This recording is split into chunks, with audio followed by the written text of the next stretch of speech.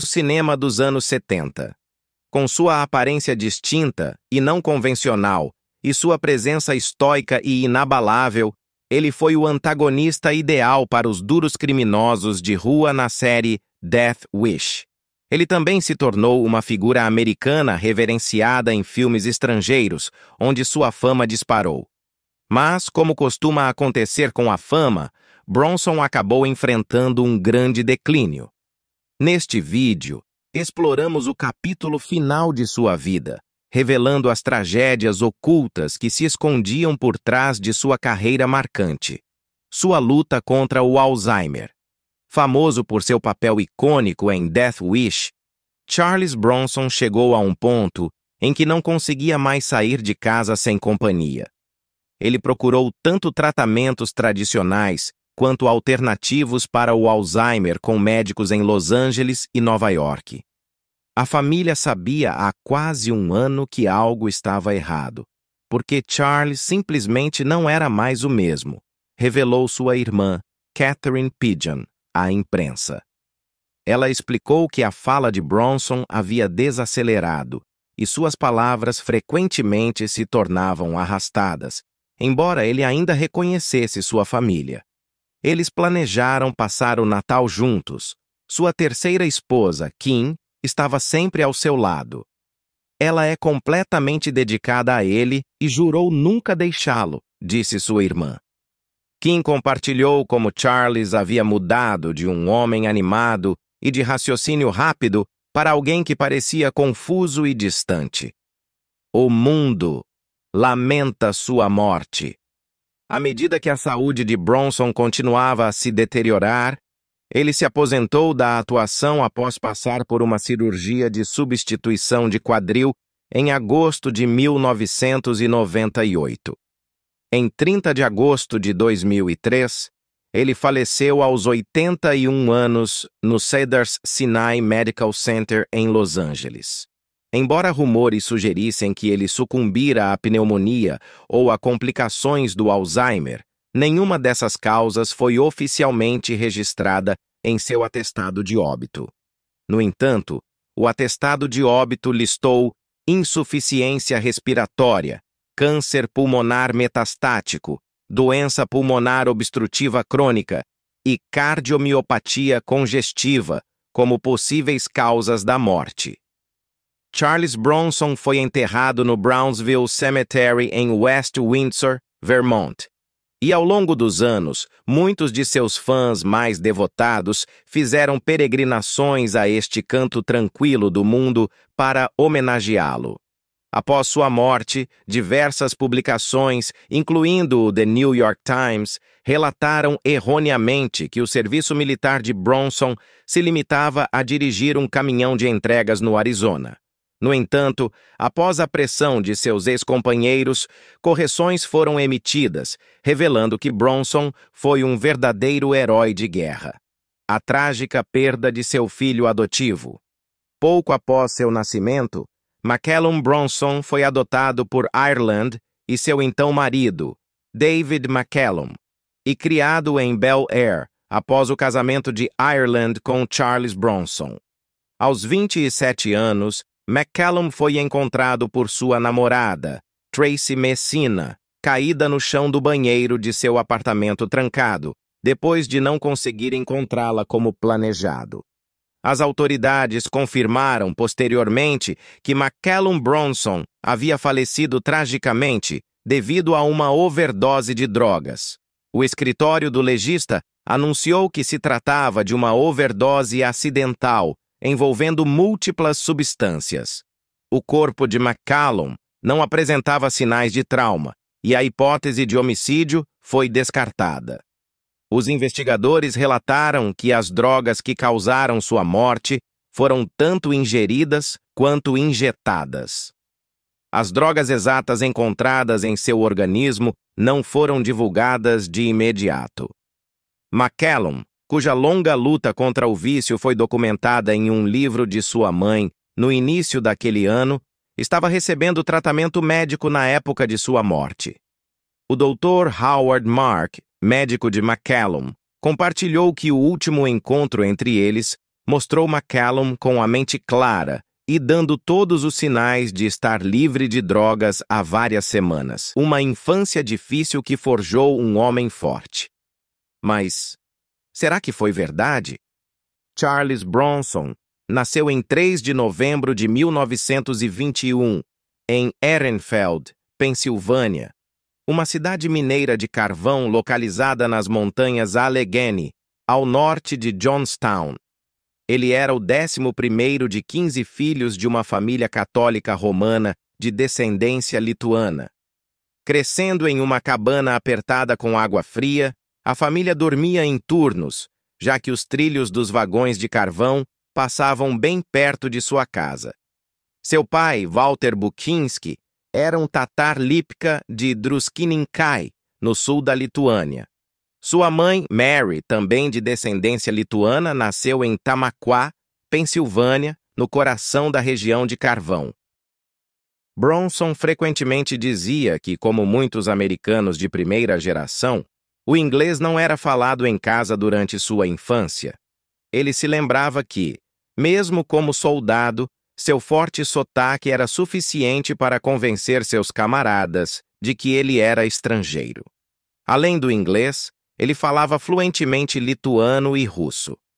Em uma entrevista de 1973, Bronson admitiu abertamente que não conhecia bem seu pai e não tinha certeza se o amava ou odiava.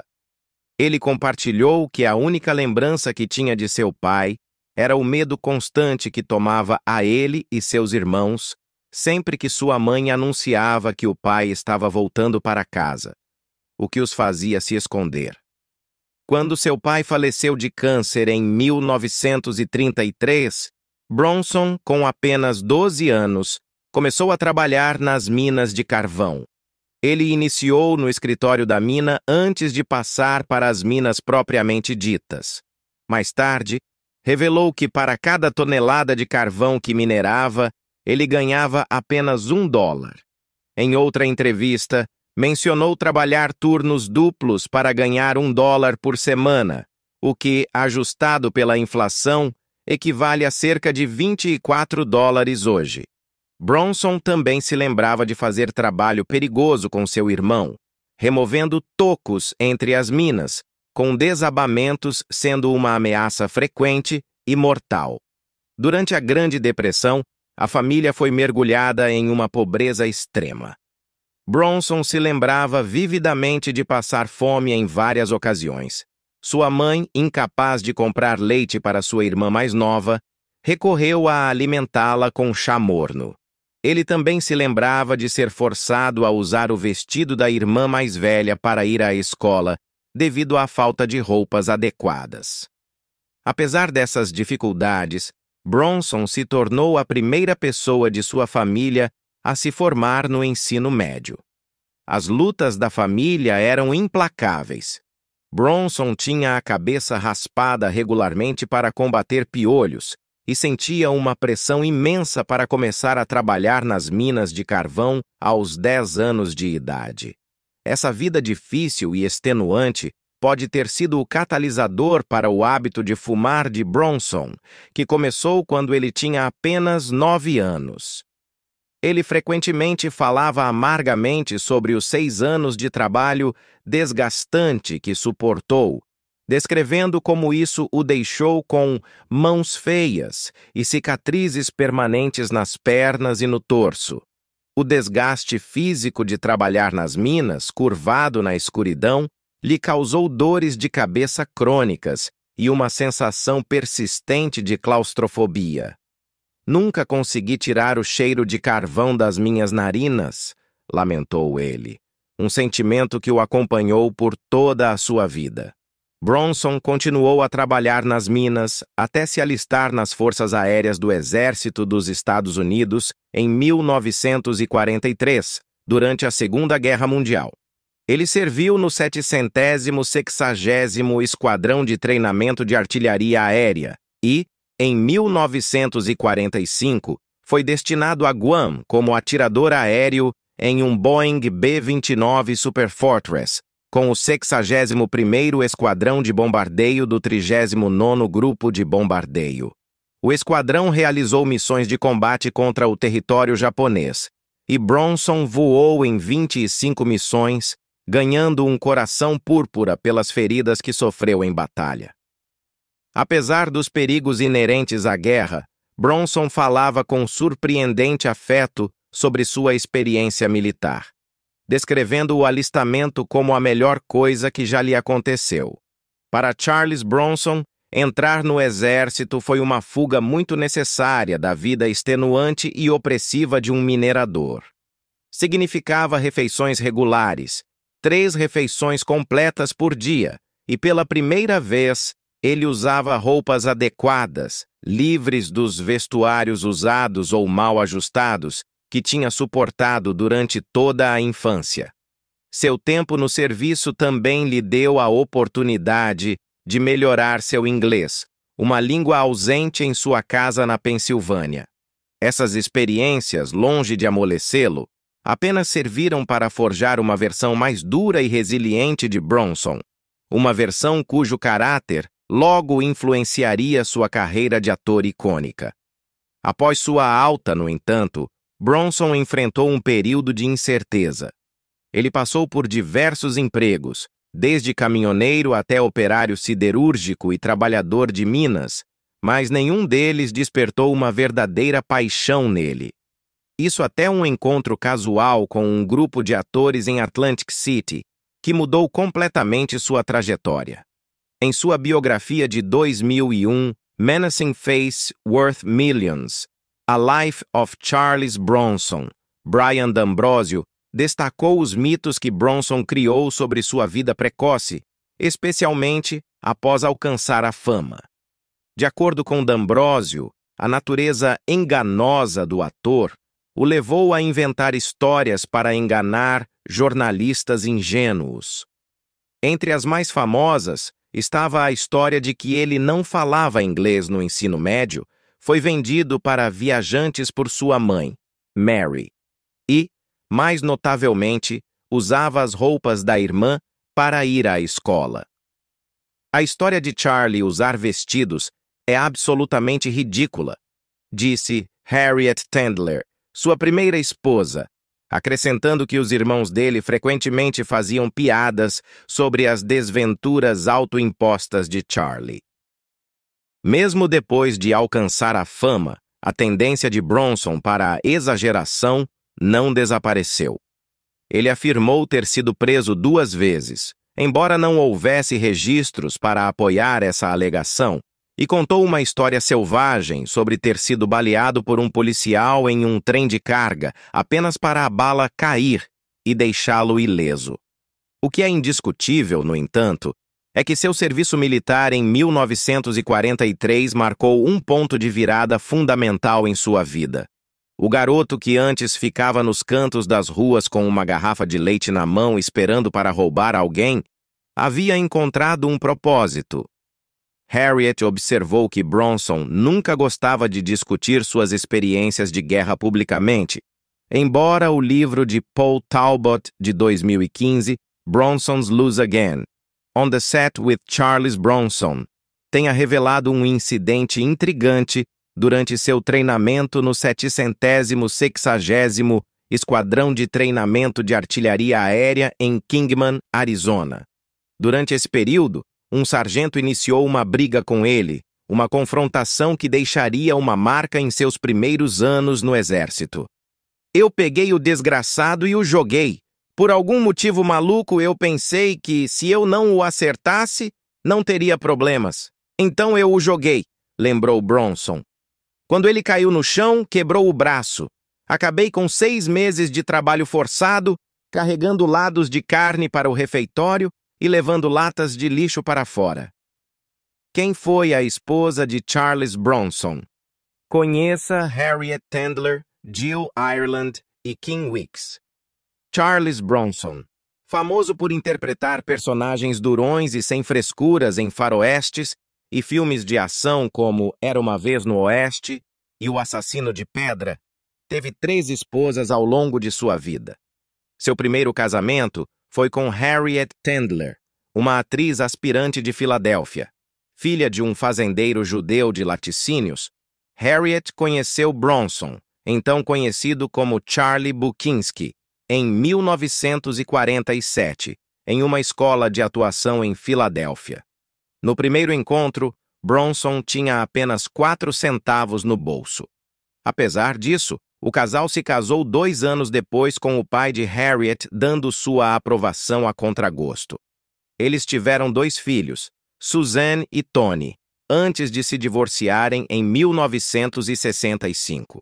No início dos anos 1960, quando a era de ouro de Hollywood começava a desaparecer, o relacionamento de Bronson e Tendler ainda estava forte. Eles vinham de origens bem diferentes.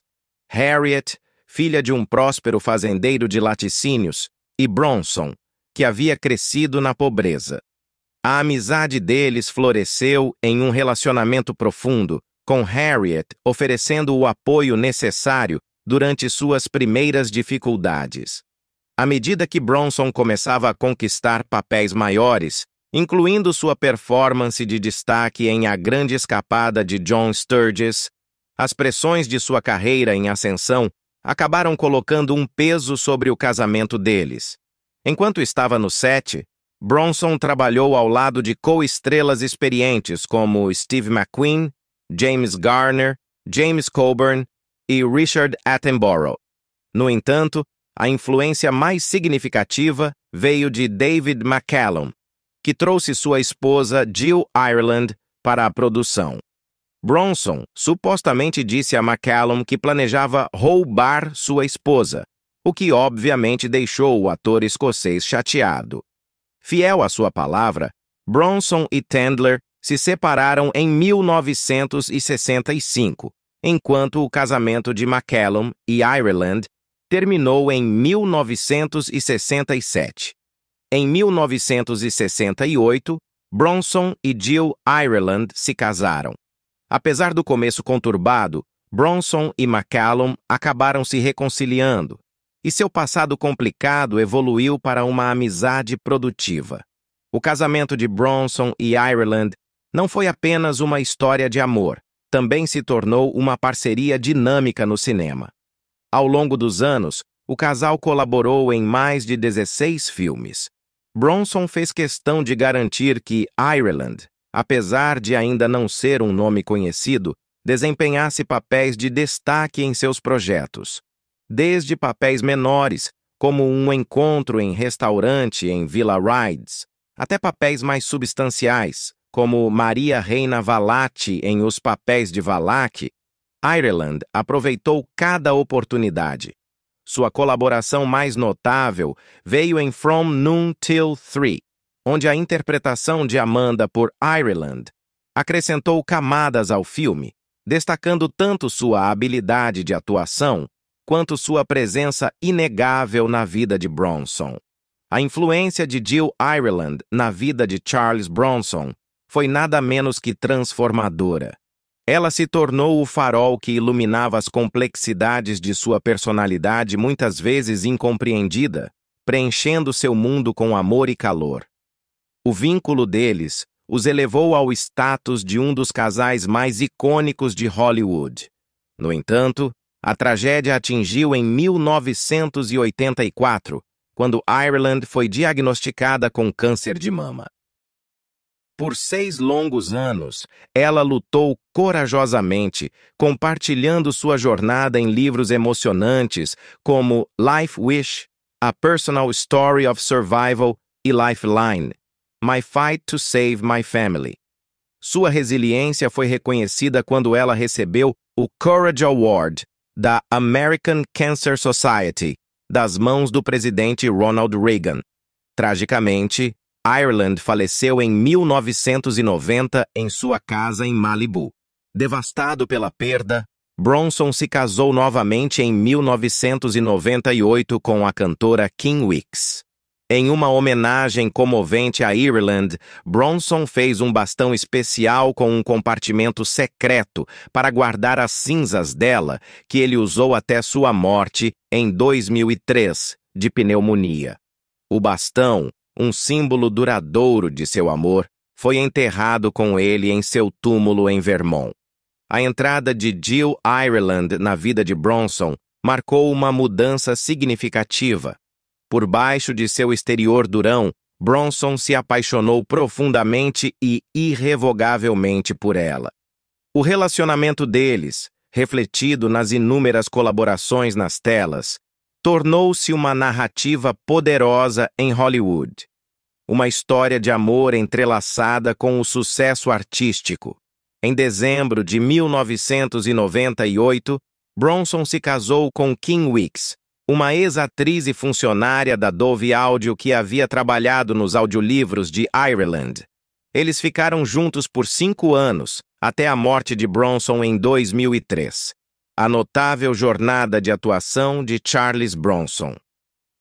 Após receber uma dispensa honrosa em 1946, a jornada de Bronson tomou alguns rumos inesperados. Ele trabalhou como padeiro na Filadélfia e, mais tarde, como chamador de bingo em um pier de diversões em Atlantic City, antes de finalmente direcionar seus olhos para a atuação. Em 1948, ele se juntou ao ex-companheiro de serviço Jack Klugman, que mais tarde ganharia um Globo de Ouro. Os dois moraram juntos em Nova York, lutando para encontrar trabalho e sobreviver na cidade. Klugman lembrou das dificuldades que enfrentaram, descrevendo Bronson como um ator faminto, vendendo sangue por $5 e morando em um quarto simples. Bronson, que falava com um forte sotaque eslavo, lembrou humorosamente da vergonha que sentiu durante sua primeira audição, quando foi repreendido por pronunciar errado a palavra heroína. A jornada de Bronson na atuação foi um caminho moldado por seu interesse inato pelas artes. Após servir na Segunda Guerra Mundial, ele se encontrou em Atlantic City, assumindo uma série de empregos temporários. Foi lá que uma companhia de teatro o convidou para pintar cenários, mas, para sua surpresa, ele descobriu uma paixão muito maior por atuar.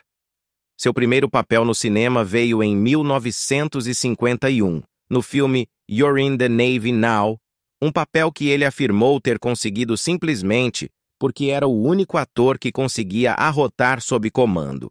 Em apenas 2 anos, após aprimorar seu talento em escolas de teatro na Filadélfia e em Los Angeles, Bronson começou a conquistar papéis menores em filmes, frequentemente interpretando personagens que ele chamava de marginais, operários da construção e lutadores desajeitados. Em 1972, ele admitiu abertamente: já era identificado como ator característico pelo meu discurso ridículo. Todos os galãs eram do tipo Cary Grant. Eu não me parecia nem soava como o cara que conquistava a garota. Eu parecia uma pedreira que alguém tinha dinamitado. À medida que a carreira de Bronson começava a tomar forma, Hollywood estava mergulhada na histeria anticomunista liderada pelo senador Joseph McCarthy. Temendo que sua herança lituana atraísse atenção indesejada, ele adotou o nome artístico Bronson, após um passeio com seu amigo Steve McQueen, que apontou para uma placa de rua com esse nome e declarou que seria uma escolha perfeita. Com cada papel, o talento inegável de Bronson começou a chamar a atenção. Seu grande avanço aconteceu em 1960, quando foi escalado para o papel de Bernardo O'Reilly em Os Sete Magníficos, um remake de Os Sete Samurais, de Akira Kurosawa.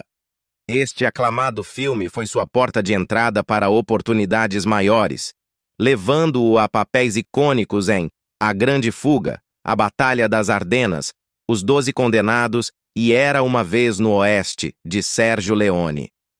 Seu sucesso foi impulsionado não apenas pela sua atuação, mas pela sua presença magnética nas telas. Embora fosse uma estrela bem conhecida nos Estados Unidos, a fama de Bronson alcançou alturas estratosféricas no exterior.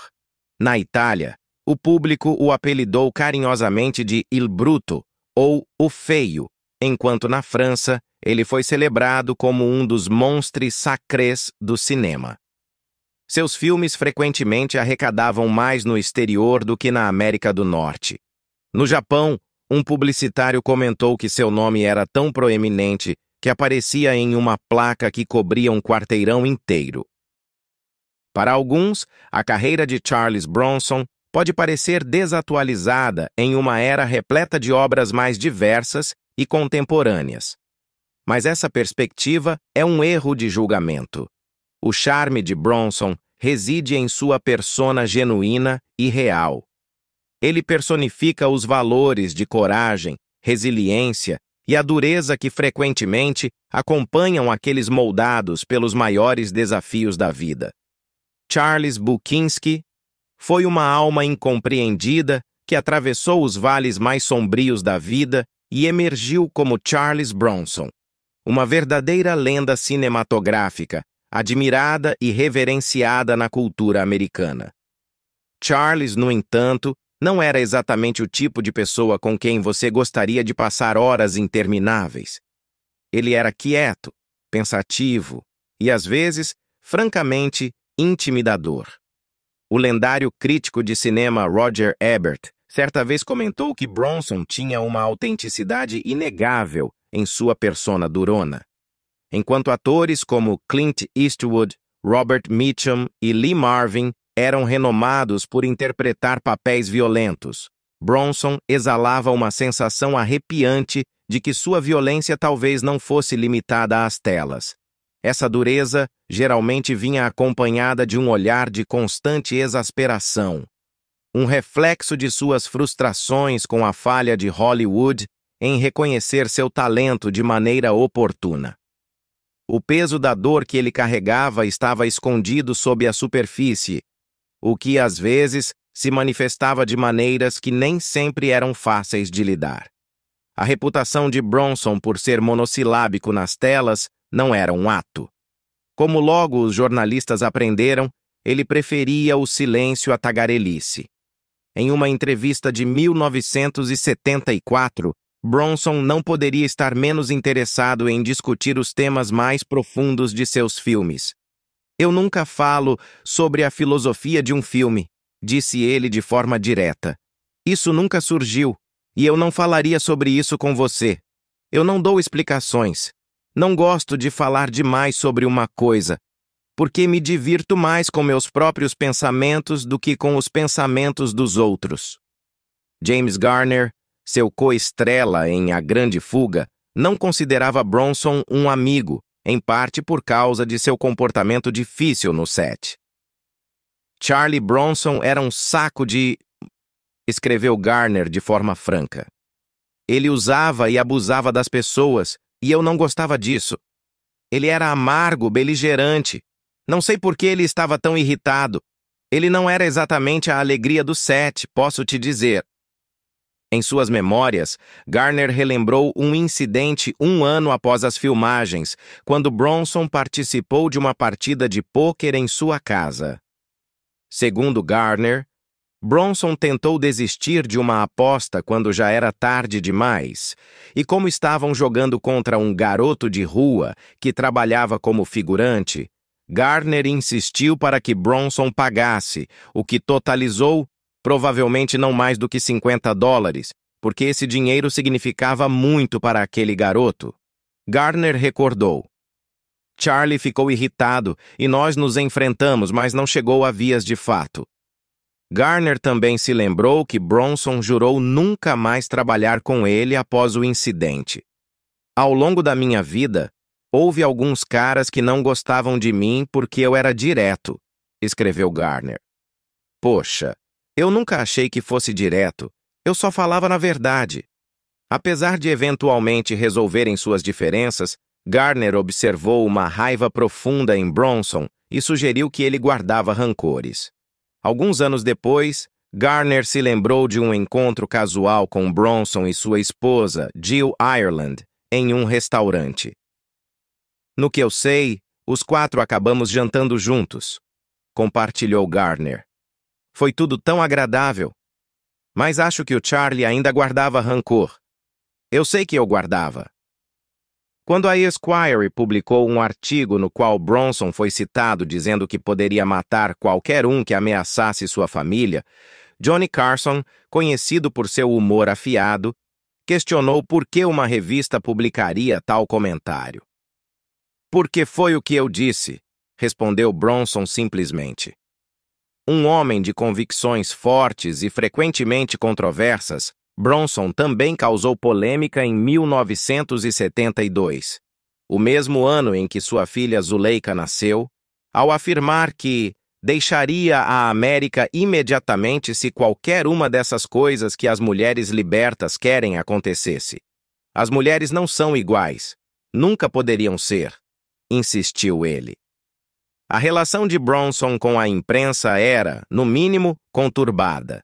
Ele era abertamente hostil a ser investigado pelos jornalistas. Sua fúria aumentou quando o jornalista Stephen Whitney, renomado por escrever o livro It's Your Body, A Woman's Guide to Gynecology, lançou uma biografia de 1975 intitulada Charles Bronson Superstar, The Real Man Behind the Rock Hard Macho Image.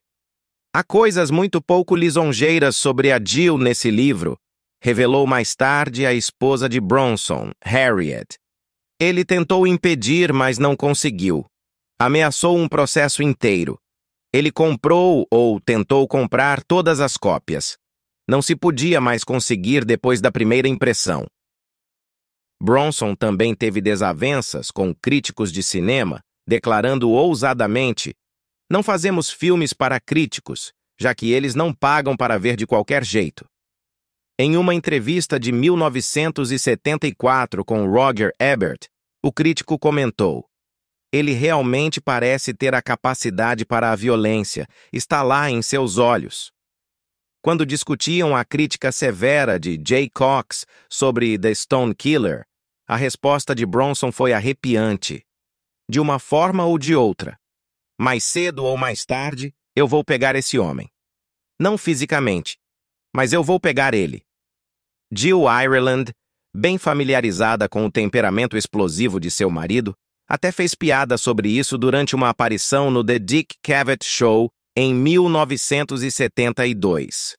Bronson havia criticado ferozmente Nicholas Gessner, o diretor de Someone Behind the Door, um filme francês em que trabalharam em Folkestone no ano anterior. Ele descartou Gessner como um diretor suíço burro, embora Gessner fosse, na verdade, húngaro, e afirmou que ele estragou o filme inteiro. Quando Cavett perguntou sobre o incidente, Ireland brincou: "Ah, o Charlie simplesmente pegou ele pelo pescoço e deu uma boa sacudida." A reputação volátil de Bronson era bem conhecida na indústria, reconhecida até mesmo por aqueles que mais conviviam com ele. Weiner destacou a reputação de Bronson de explodir e bater nas pessoas no set, com o próprio ator admitindo abertamente os frequentes conflitos com diretores. Ele rotulou 60% deles como difíceis, recheados com o que ele chamava de baboseiras de Hollywood. Em uma entrevista de 1971 com a repórter Lina Colletti, da Paris Cine Revue, Bronson foi mais longe dizendo: "A maioria dos produtores são cretinos, a maioria dos diretores são idiotas. Todo mundo no cinema só pensa em dinheiro." Ele também não tinha vergonha de expressar seu desdém pelos astros mais jovens de Hollywood, descartando-os como cheios de papo furado. "Eu posso interpretar o personagem melhor por causa da minha experiência, por causa das coisas que eu já passei", disse ele ao The Washington Post em 1977. Todos esses caras do método, como aquele De Niro, Stallone e aquele, como é o nome, Pacino, eles são todos iguais, até parecem iguais. Ele descartou as indicações ao Oscar como um monte de bobagem. Ironicamente, sua única grande indicação, um Emmy em 1961 por seu papel como o soldado Conlon no episódio Memory in White, do General Electric Theatre, contou com a participação do futuro presidente Ronald Reagan. Os diretores que trabalharam com Bronson frequentemente tinham anedotas divertidas sobre o tempo que passaram com ele. De acordo com a Siegel Film, The Autobiography of Don Siegel, durante as filmagens de Telephone, a atriz Lee Remick ficou tão aterrorizada com uma cena em que ela teria que tocar o rosto de Bronson, que quando Siegel perguntou o motivo, ela respondeu: "Eu não me atrevo, ele vai me morder." Essa persona inquieta se misturava perfeitamente ao estilo único de atuação de Bronson. Por sua própria admissão, ele não era um Marlon Brando. "Eu sou apenas um produto, como um sabonete, para ser vendido da melhor maneira possível", disse ele. Ele não exagerava, simplesmente fazia o suficiente para fazer seus papéis ressoarem.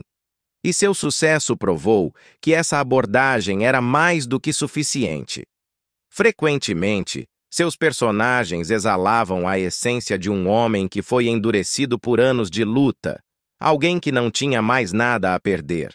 Isso tornava sua atuação natural, refletindo suas próprias experiências de vida. No auge de sua carreira, a série Death Wish capturou a essência completa da persona de atuação de Bronson.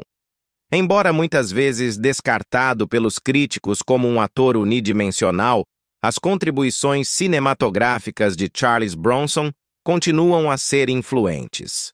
A série Death Wish, em particular, se destaca como um testemunho de seu estilo distinto e peculiaridades pessoais.